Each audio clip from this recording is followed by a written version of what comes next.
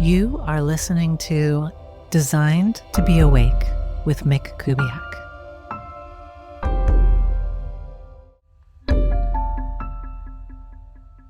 Hello, beautiful listeners. This is Mick Kubiak coming at you with an episode about astrology, which has been an interest of mine for decades. Like it started early in my life. The book that I first read, I couldn't necessarily tell you the name. It was probably some Linda Goodman thing. And I found it in a drawer in my bedroom. And this is true story. My mom was a big fan of like kind of going to yard sales and buying things, and then you should just stick them in your room somewhere and forget to tell you about it. So that's the most logical explanation for the fact that this book was there. And then I surprisingly got into it, but in kind of an interesting way where I was like, oh, well, I know what my sign is. I'll read about that. And it did not fit. I was just like, I don't relate to that at all. So then I started looking at other people and noticing, oh yeah, she is like that. Or I see that. And occasionally I demonstrate an ability to know what someone's sign is. Not always though, because this is a complex art form. The sun sign is one aspect of many. It is a strong aspect in terms of this lifetime that you're in, but it is, again, one of many things. You might have multiple other things impacting your sun. Like sometimes if your sun's in the 12th house, it'll be harder to read. First house sun, you would think, could mean that you really show up as your sun sign. So I don't want to get too deep in the weeds on that because I want to share this whole thing that was just downloading in me this morning at 4:15 a.m. And I never got back to sleep. And I am okay with that because it was so joyful to just sort of feel into and move through the signs. I felt like I was in the presence of a teacher, which I probably was, this inner astrologer, this helper, this angel, this guide came through. And I alternated between thinking I was thinking this and talking, and then thinking, oh, wait, I'm just listening. I just need to receive. I need to relax and receive. And I relaxed and continued to listen to this mini lecture on the signs specifically. So it wanted to take me from Aries all the way through to Pisces. I just got into Sagittarius before I had to get on the phone with a client. So we'll see what happens when I get to that part in sharing all this information with you guys. We all kind of like focus on our sign, the sign of our lover, boyfriend, husband, wife, children, our best friend, our mom. Like we want to know those. And then we kind of want to just skip over the rest. And I'm going to suggest that you don't do that. And I'll tell you why.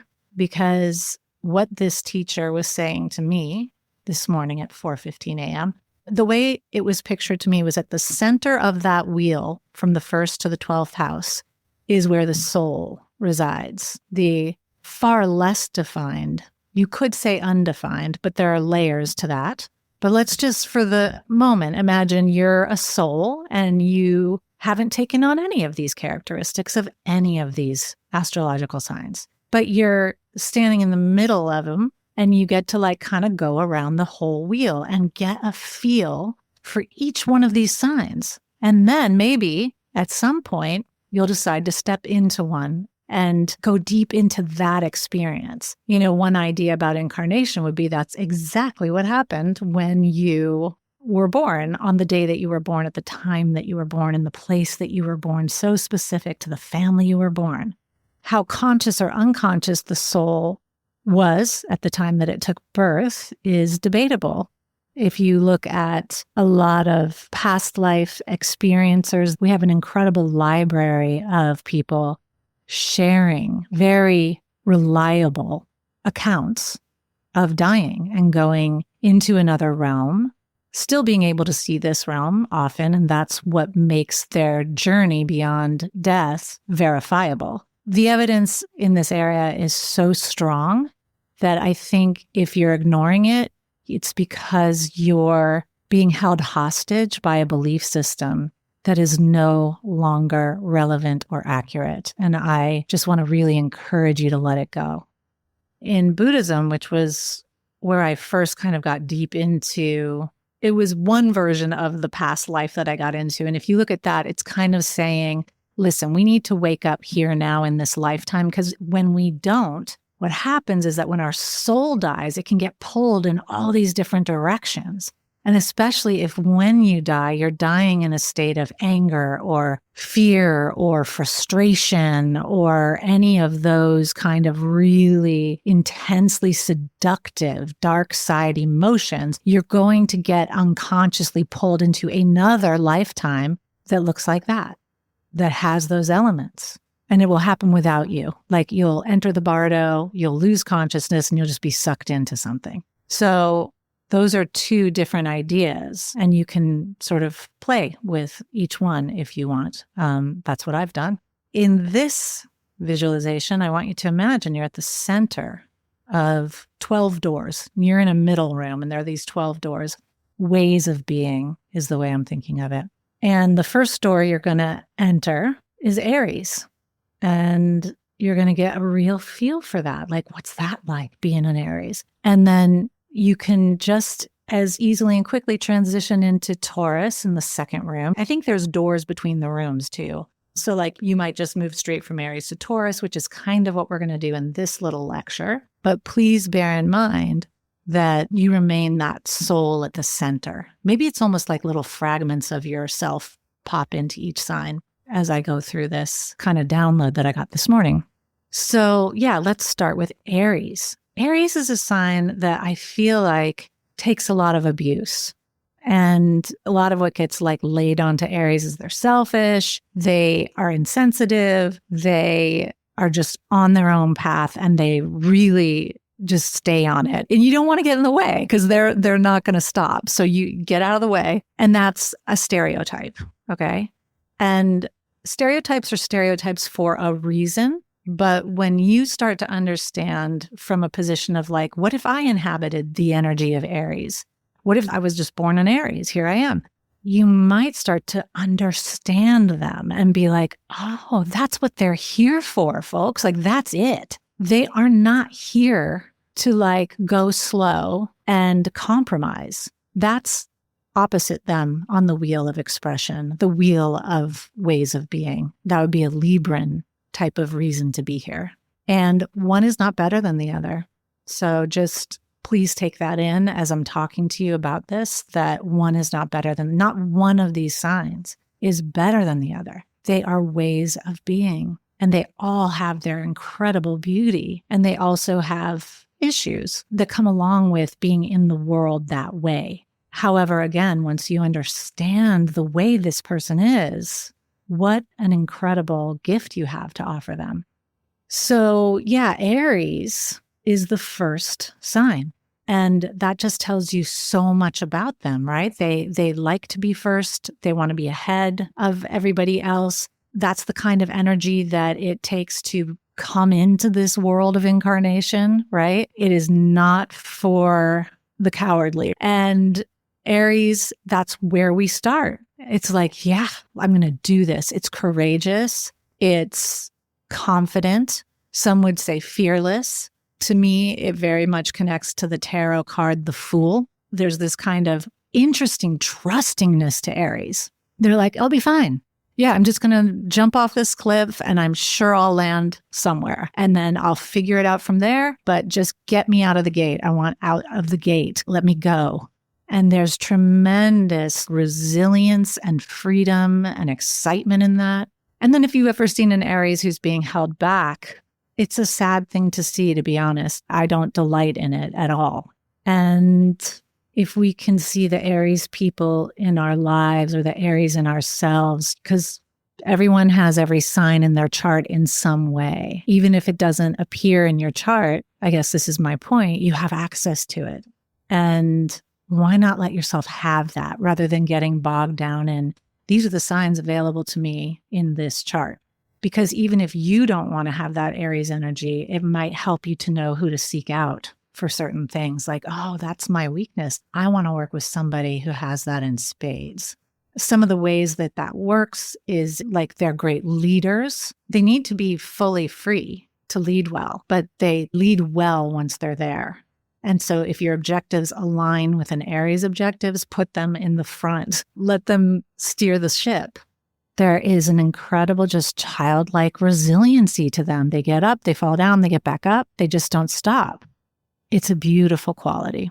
And it's, again, kind of what it takes to be born into this world of form that can be so daunting and unreliable and dark and scary and cruel.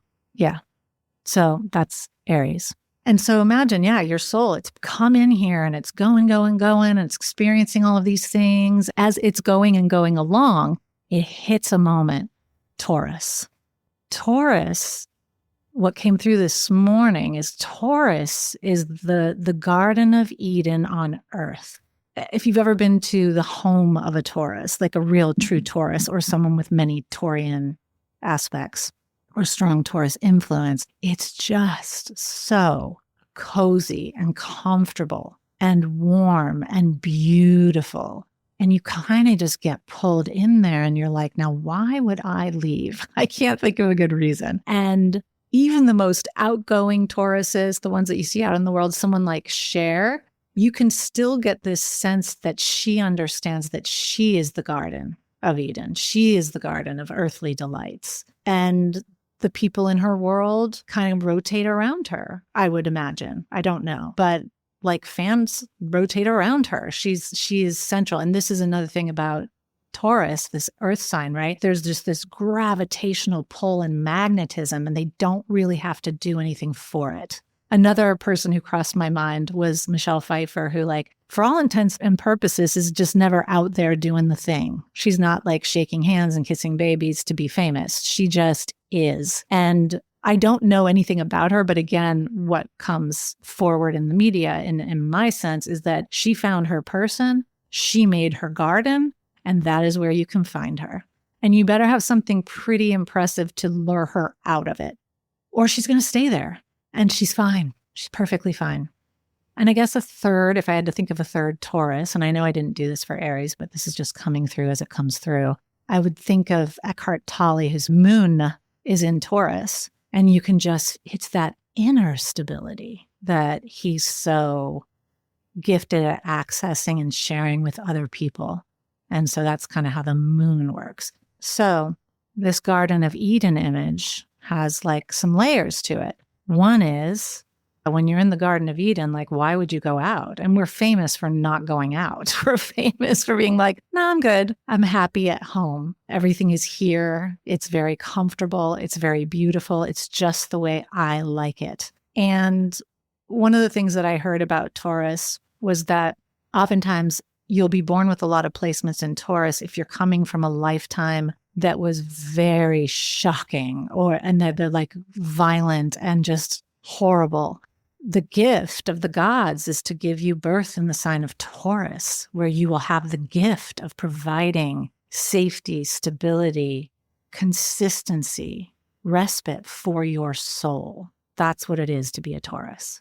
I myself have 4 planets in Taurus, and it took me a long time to come to terms with it, because I believe in this lifetime, I'm learning to be a Taurus. It's not like I came in knowing how. I didn't. My sense is that I really didn't. And it took me many, many years to be like, oh, wait, this is cool, actually. Like, this is nice. I could actually really enjoy this rather than constantly flinging myself off a cliff, which is what I used to do all the time, not understanding my soul's deep need for stability and containment in this world. Doesn't mean I'm not going to like throw myself off cliffs in the future, but again, it has to be the right thing. And when you know a Taurus, you know what it's like to be allowed into that Garden of Eden, and you know what it's like when you get shut out. That strikes me very much as that Old Testament version of God, where it's like, look, there are rules here, and if you dig what's happening here and you can play by these rules, you can stay. Like with most Tauruses, it's not like you're going to get officially kicked out in a violent fit of whatever. You're just going to literally find yourself on the outside of that door to the garden, and you're going to maybe be like, what happened?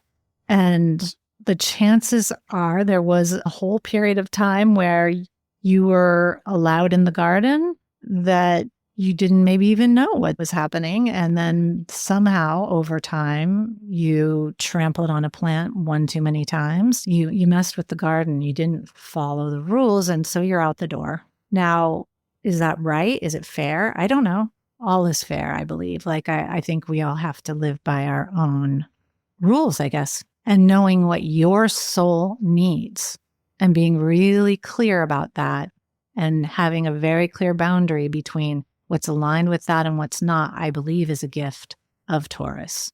Now, if we think about allegedly Eve did these things, right? This is where I feel like we start to get into Gemini, because just like Aries was running and running and going, and then suddenly it was like, hang on, I found someplace great. I think I'm going to camp here for a while. I'm going to build a house here. And that's Taurus. Getting bored is Gemini, right? Gemini's like, it's amazing, but like, what else is going on? Curiosity. And we have that thing like curiosity killed the cat too. Like curiosity got Eve kicked out of the garden and Adam too, by association, I guess. Again, these are just stories I'm referencing. I'm not here to download a religion to anybody. I'm just sharing this. So there goes Gemini. Curious, looking over the fence. Who's that out there? Is there anything outside of the garden that I might be more interesting, or like, what's going on out there?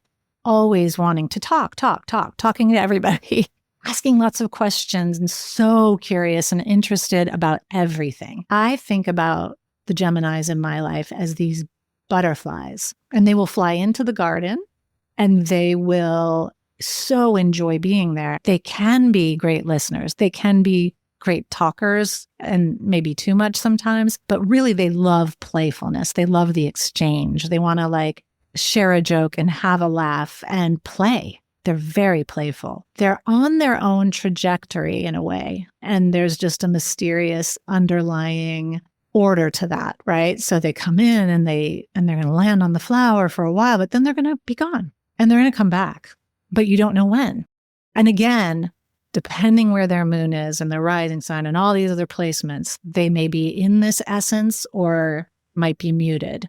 But this to me, just if we're looking at the whole thing, again, archetypally as ways of being in the world, Gemini is that part of ourselves that's curious about the other in a different way from Libra, and we'll get to that. But they are curious and they just want to talk and chat and like go to the local coffee shop and find out what's going on with everybody in town. And they're ruled by Mercury, which is the planet of communication. But again, very different from Virgo, Earth sign, later coming up, also ruled by Mercury, and puts it to use in a very different way. So we're going to move on to Cancer, and then I'm going to take a break and move through the next 4 signs and then the next 4 signs. So this will be 3 episodes. So Gemini out there, like, left the Garden of Eden, now is out free in the world, having a great time, until suddenly they're like, where am I? Where am I going to stay tonight? Shit. And then they're aware like, oh wait, I can't go back to the garden. So now I have to find a place to live. I have to forge a place to live in this kind of wilderness. And it's from here that we enter the sign of Cancer. So Cancer is symbolized by the crab, and this made me think about how I understand that better with this idea of moving through the signs. A crab carries its home with it, right? It's not the same as like the planted deep root earth home of Taurus. It's like, we got to get safe. It's very efficient. It's kind of like, this is what we need to survive in this world outside the garden. We need this hard shell so that nothing can quite get in. And we need to be able to move if we need to move in order to be safe. It's highly adaptable structure. And it's a brilliant structure because it holds life inside and keeps it safe. And it's associated with the mother, it's associated with the womb, it's associated with breasts and breast milk. It's, to me, like Taurus out in the world without being in the garden. It's out of the garden, but it's creating that same, it's almost imagining back to like, oh yeah, what was that like to feel so safe? And people expressing Cancer are very safety oriented. They're very protective, not only of themselves, but of all life. They're very protective of the people they love. And they build these hard shells around themselves. And at the center is this incredibly soft being, this incredibly sensitive being. Because Geminis, they're sensitive. They're picking up on everything. They just get so carried away with it. And they're just so into every conversation and going over here and going over there that they don't always track when they're suddenly tired. And again, this is where Cancer comes in to say, like, home. I'm going to go home. I know how to create a home that's safe, protective. And inside that home, I will nurture and preserve and nourish. Beautiful, beautiful. Again, though, to that sensitivity with Cancer, and there can be a skittishness and a fearfulness, that can be one of the difficulties of having this sign. You know, there's just that hard shell on the outside and then this like deeply sensitive individual on the inside. So keep that in mind with your Cancer loved ones and yourself if you have Cancer placements. And also bear in mind just like the brilliance of the design of it, creating this protective structure to save and preserve life and therefore to continue. This is why it's like such an adaptable sign. It's adapted to this wild world in a way that allows us to continue on here. So that is the first 4 signs. We have done the fire sign of Aries, the earth sign of Taurus, the air sign of Gemini, and the water sign of Cancer.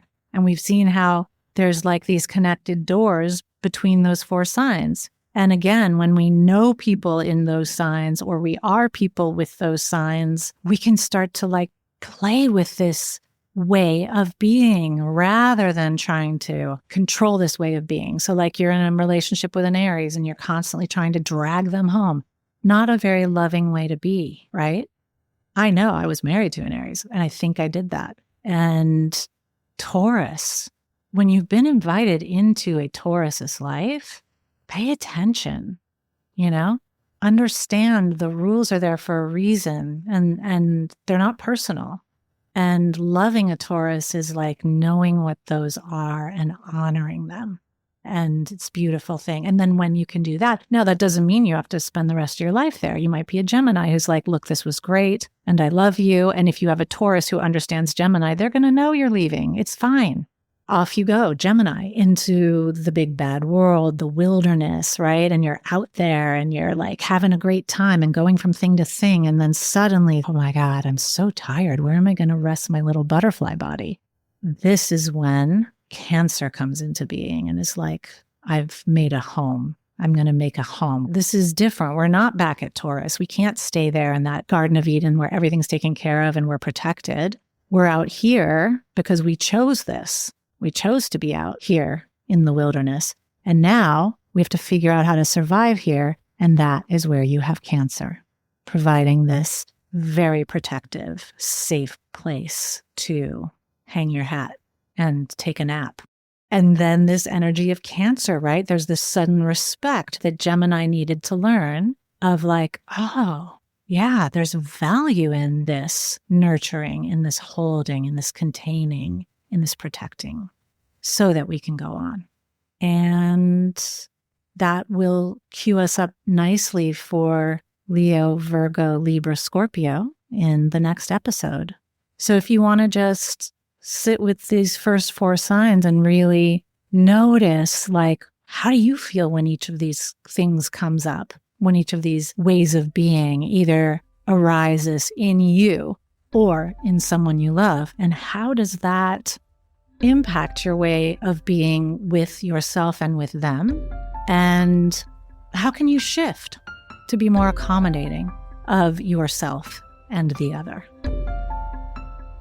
Amen to that. Love talking to you. Love that you're out there listening. More in the next episode. Thank you so much for listening today. This episode and every episode would be impossible without the brilliant Chase Coughlin.